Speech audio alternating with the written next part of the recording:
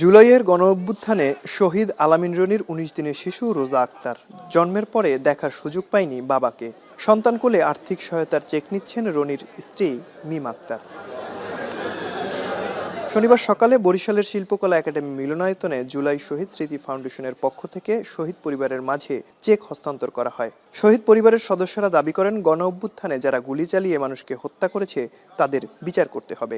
আমার 3টে বাচ্চা, ওরা কাদের বাবা বলে, ওরা ওদেরকে দেখ, ওরা কাকে বাবা বলে ডাক, ওরা তো কাউকে বাবা বলে ডাকতে পারবে না। আমার স্বামী মারা যাওয়ার 4 মাস পর আমার সন্তান পৃথিবীতে ভূমিষ্ঠ হয়। আমার স্বামীর কোনো রাজনীতি দলনীতি কিছু সাথে জড়িত ছিল না। আমার স্বামীকে কেন হত্যা করা হলো, এই হত্যার বিচার চাই আমরা। ওই ছেলে আবার আছে, হারা কামাই করে না, হারা সটকি কাম করে, হাত দিয়ে কোনো সংসার চলে না। ওই ছেলে আমার সম্পূর্ণ জায়গায়।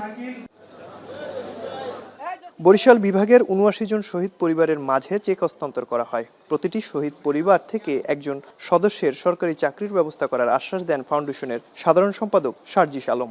তাদের যে কোনো যৌক্তিক প্রয়োজনে আমরা যে কোনো কিছু করতে সবসময় আমাদের জায়গা থেকে সর্বোচ্চ চেষ্টা করব। আমরা যে কোনো সরকার কিংবা এই বাংলাদেশ তাদের সাথে, তাদের পাশে থাকতে দায়বদ্ধ। আমরা আপনাদেরকে কথা দিচ্ছি, আপনারা আমাদের উপরে এই আস্থাটুকু রাখবেন, এই ধৈর্যটুকু অনুগ্রহ করে সন্তান হিসেবে হোক, ছেলে মনে করে হোক আমাদের প্রতি রাখবেন। শহীদ পরিবারের পাশাপাশি গণঅভ্যুত্থানে আহত সবাইকে সহযোগিতার আশ্বাস জেলা প্রশাসনের।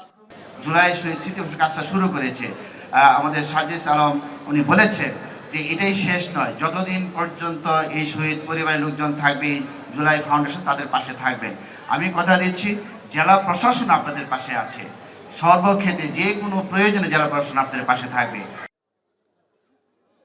জুলাই শহীদ স্মৃতি ফাউন্ডেশনের তথ্যমতে জুলাইয়ের গণঅভ্যুত্থানে বরিশাল বিভাগে মোট ১৩৪ জন শহীদ হয়েছেন। পর্যায়ক্রমে সবাইকে সহায়তা করা হবে বলে জানান আয়োজকরা। অমিত হাসান, এখন বরিশাল।